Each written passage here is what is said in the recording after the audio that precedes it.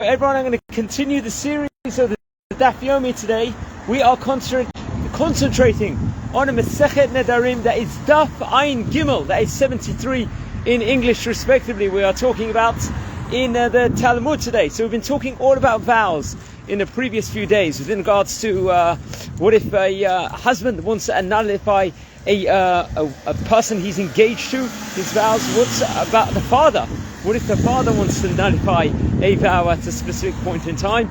Or with regards to if he's engaged to her and she's between the age of 12 to 12 and a half years. So today we're talking about a new case scenario here in today's Talmud. Today, the case is that, in a nutshell, is that a man wants to nullify simultaneously his two wives' vows at the same time. So remember, we're talking about more than 1,000 years ago.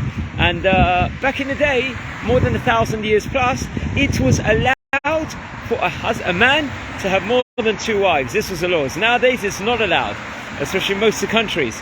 It's definitely not allowed at all. But back in the day, it was permitted for a man to be married to two women. So what would be the laws with regards to, say they both make a vow at the same time, for example?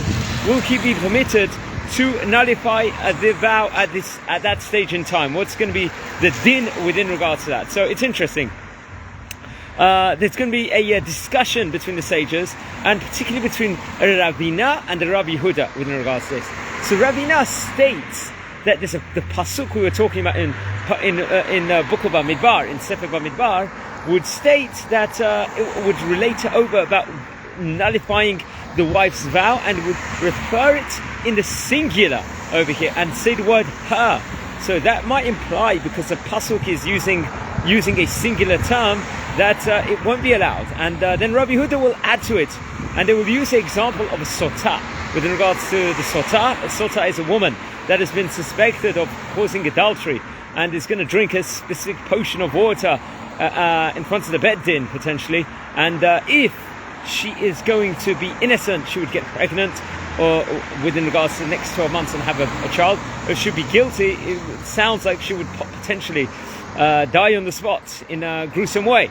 So they use a pasuk over there, which is also referred in the singular, and they juxtapose both these verses and these pasukim, and they will conclude that this is Ravina and Rabbi Yehuda, that a man is not going to be able to simultaneously nullify the wife's vows at the same time. It's not going to be allowed.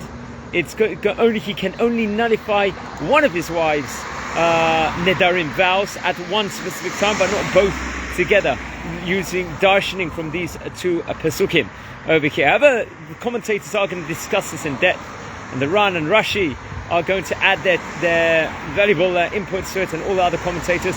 So it's worth looking into this. It's very interesting stuff. In today's stuff, it's all going to relate over also with regards to a deaf person, someone that can't hear properly, or can't hear at all. Is he going to be allowed to nullify a woman's vow, whether he can hear it or not? He can't hear it. Maybe in modern day, some people could argue, now that there's sign language and everything else, that's a viable way of communicating also, or through different techniques. So that's for the modern rabbinic contemporaries to speak about. But today's stuff, it's talking about nullifying potentially the vow of two wives simultaneously, whether that is allowed. That's a key feature in today's tidbit. Guys, I want to wish you all an awesome day here from Israel, from sunny Israel. Nice weather, the weather's stopped becoming windy, and be blessed and enjoy the Talmud. Bye.